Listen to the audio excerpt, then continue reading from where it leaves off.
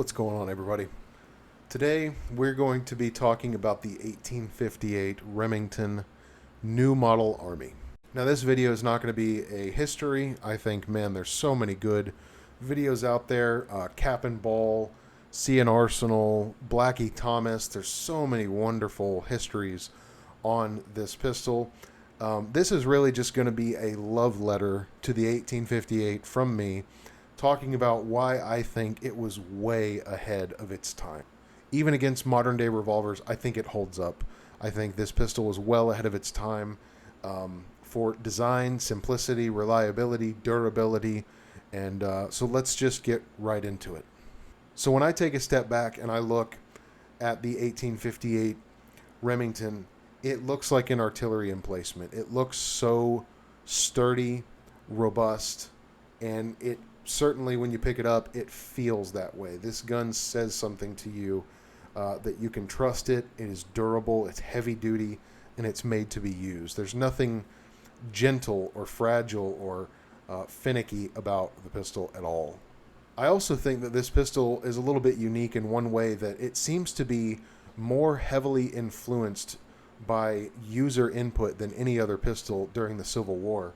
You know, I know Colt did make some improvements, but it seems to me, when you kind of just look in from the outside, it seems like Colt made changes that were functional, but not necessarily informed by the end user all the time. Some of them seem to be more so the guns broke less, or maybe so they were prettier or easy to manufacture.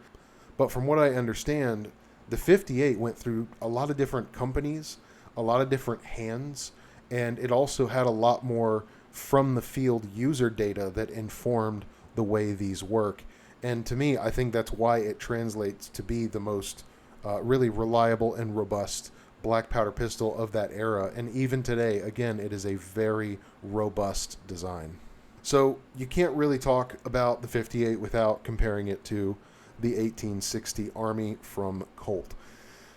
So I just want to say at the onset, both of these pistols are fantastic, and I have had nothing but good experience with both. These are both Ubertis.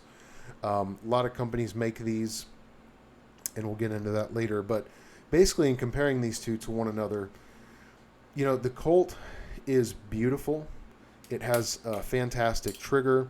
You know, it's a very sleek design, and obviously a proven design in the Civil War, and even thereafter in the Old West. But when you start comparing to these to each other, look, let me just say, I want the Colt to be better, because Colt automatically gets like plus 10 romantic points, if you guys know what I mean. There's something about Colt that just speaks to us as Americans, that it automatically has an edge just because of the name. And Colt has a look, Colt has a feel, it has a heritage that we all are connected to as Americans, that we just love. So it automatically gets 10 points at the onset. But when you start comparing this thing piece by piece to the 58 Remington, you very quickly, unfortunately, the edge is just going to go to the Remington most of the time. It's just a better pistol. And I don't want it to be that way. I hope you guys hear me. It's not that I want it to be that way. I'm just being objective. That's how it is. So let's just go through some of the components of the pistol. So the Remington is a solid frame. You have one piece, and you have what's called a top strap. Now, this was a big deal back then, and you will see later in Colt designs, they seem to have adopted this same thing. I wonder where they got it from. But this top strap really is probably the most significant leg up over the Colt. The Colt, having the open top design, just creates a lot of reliability issues. You have cap jam issues, and also really the entire gun's construction hinges on this wedge going through the arbor and then these two pins on the frame. And so you have very little connectivity, and in my opinion, you have not as much strength as just one solid piece of steel that holds the whole pistol together. So just from that standpoint alone, you have a big leg up with the Remington. So on that note, sights. The sights on the Colts, I think everyone would agree, are just not the best. So essentially, you have a V cut in the hammer, which is a very cool design, and then you have a front blade on the pistol. And it's okay, but it's not a great sight picture.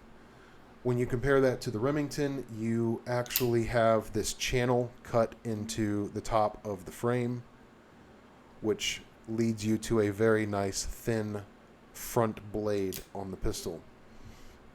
I think advantage Remington. The sights are way better on the Remington. They just draw your eye in. It's a much more clear, precise sight picture. I will also say I like the fact that the Remington is a dovetailed front sight. These, front sights on the Colt, they're literally just mashed in the barrel. There's nothing really holding them there. So if you have a problem and you have to replace one of these, I just don't find this to be as secure. Whereas these, you can drift the dovetail left or right and just replace the sight. So I like that better. The action, I'm going to say, is pretty much equal in terms of feel. They both feel great. They both have a 4-click trigger and both have a fantastic brake. I think the cylinder and just reliability around the cylinder is much better on the Remington.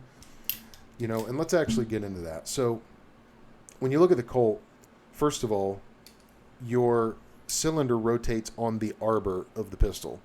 And, you have the front of the cylinder that is dragging on what's called the forcing cone, or the part of the barrel that touches the cylinder. And this is a place where the gun wants to get jammed up quite a lot. Especially the more you shoot, this wedge is going to go deeper into the gun, which is going to drive the barrel back harder against the cylinder, and it just compounds on itself and can have problems. You also have the nipples on the Colt, which are facing straight back. It makes them a little harder to load. And then also, if you guys know anything about Colt percussion revolvers, cap jams are just part of life. And so the cylinder design on the Colt, it's fine. You can learn to use it, learn to work around it. The cylinder design on the Remington is far better, in my opinion. So the nipples on the cylinder, and I have a spare cylinder here, are actually kicked out. Okay, so they're not facing straight down, they're facing out at an angle slightly. This makes them easier to load, and also when the cap is ignited, they are discarded much more reliably off the gun. I almost never have cap jams with the 58 Remington. You also have a much better design in terms of reducing cap jams. You have a very small controlled channel for the hammer to go through and strike that nipple, whereas on the Colt, you're just in the wind. It's out in the open. Again, I know there's going to be a lot of people who will say things like, well, the originals worked better and all that. Okay, I'm not here to litigate that. I'm just telling you, apples to apples with what I have in front of me, the Remington is better. So triggers, as I said, they are both fantastic triggers. Nothing to complain about or note, except for the actual width of the trigger. On the Remington is a much wider trigger pad itself, which I prefer. Just feels better overall, whereas the Colt is a very thin trigger. It's almost like you're pulling a wire. So that's, it is what it is, but for me, edge Remington. So in terms of actually taking the guns completely apart down to springs, pins, and screws, I'm going to give, again, the edge to Remington. On the Colt, you have a screw on the bottom of the grip. You have 3 on the bottom of the trigger guard. You have 2 on the back of the frame, and then you have 3 on the side. Getting this gun apart and back together is not hard, but it's certainly more complicated than the Remington, which essentially you have 1 screw on the bottom of the trigger guard, you have 2 on the side of the frame, and you have 1 to take off the grip. There's just less parts, and they're easier to get to. So again, edge Remington. Okay, and here's the real kicker. This is the real place where the rubber meets the road, reliability. The Colt, for reasons we stated before, it gets dry on the face of the cylinder. You start rubbing up against the forcing cone. The arbor gets dry. Sometimes the arbor can be too long or too short or come loose, and you just start to have more potential for more problems on the Colt. And the Remington, without a doubt, is a much better design. So first of all, you have your top strap, you got better reliability there. But second of all, your arbor design is much simpler. So you have this rod that comes out right here, and that is actually what holds your cylinder in. And this rod has a channel here to allow debris and grease and things like that to move. So you have a much simpler design, and this is a real benefit where, yes, the Remington can still get very dirty and dry, but I can very easily take this gun apart, access my cylinder rod or arbor, clean it right here, just, with my shirt or a rag or whatever, and immediately I can put the cylinder back in and I'm back in service. Whereas the process to do that with the Colt, I'm not going to do it here. Actually, I am going to do it here. So you're going to pull out the wedge, and you're going to have to pull the gun apart. Okay, so you're going to take your barrel off, and you want to make sure you don't lose this wedge. Don't drop that wedge. You're going to take off your cylinder, and here is your arbor. Okay, you can clean off the arbor, but you still have, because of the grooves in this arbor, it's going to collect a lot of things, but it's also going to leave a lot of things. The inside of your cylinder is going to get really dirty as well. So once you've got it cleaned back up, you're going to put it back on, and you're going to stick your wedge back in. So with the 58 Remington, you take out your cylinder, and you have the gun in the cylinder. You have two things to have in your hands. With the Colt, you potentially have four. You have the barrel, you have the wedge, you have the cylinder, you have the frame. And it's just a little more difficult. So getting the gun serviced and back in action is much, much easier with the Remington. Now, I would say what makes this gun the ultimate revolver, and really this is the thing that I think makes it even very venerable and useful even in today's world of revolvers, is the cylinder swap capabilities. And I want to say, I know there's other revolvers that do this, but I think the Remington does it best. So you pull the hammer to half cock, you drop your loading rod, you pull out your arbor, or your cylinder rod, whatever you like to call it, and you can swap out a fresh cylinder. Even with speed loaders in a modern revolver, this is about as fast. You can change this cylinder so quickly. Another great advantage to swapping cylinders instead of merely reloading, particularly with black powder, is now your dirty cylinder is discarded, fresh cylinder is installed, and it's like you have a fresh, clean gun. So you have a huge advantage, even in modern terms, with the 1858. Now, here's the cool part. There are companies like Howell who make cartridge conversions for guns like these. And very often for these cartridge conversions, it's not actually a great solution because, for instance, with the Colt, for me to reload the Howell cylinder on a Colt, I actually have to knock the wedge out, take the barrel off, take off the cylinder, reload all of the chambers, and then put all that back together. Whereas with the Remington, I can very easily swap cylinders, even with the Howell. Nothing else is required. Okay?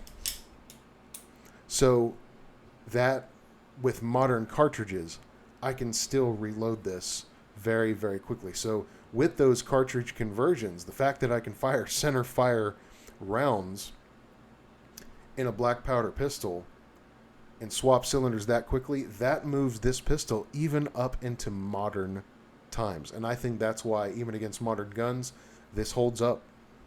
This holds up. Now, unfortunately, with a black powder pistol, you can't shoot full, like, copper jacketed loads. You're going to have to use pretty soft cowboy loads in these because these are cast guns, not forged. But even if you want to use modern loads, you get a couple Howell conversion cylinders, throw them in, happy days. And you've got a very effective single action revolver with a very fast reload compared to even modern guns. And for all these reasons, man, the reliability, the cylinder change, the durability, the robustness of this design, I think the 58 was well ahead of its time, and I am absolutely in love with it. This is also why I recommend the 58 Remington to new black powder shooters.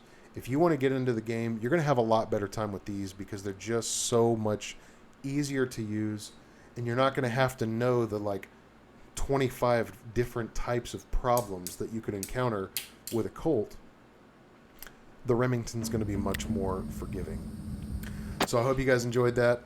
Let me know what you think. Are you a Colt guy, or do you like the Remington? Look, I love both. I have both. I shoot both quite a lot. In fact, I have more rounds through the Colt than I do the Remington, to be honest. But I love to know what you think. And I'd also love to know, is there anybody out there who is running a cartridge converted 1858 Remington? I would actually like to get a full-blown 58 Remington converted in 45 long Colt. I think that would be super cool. So hope you guys enjoyed that, and we will see you on the next one.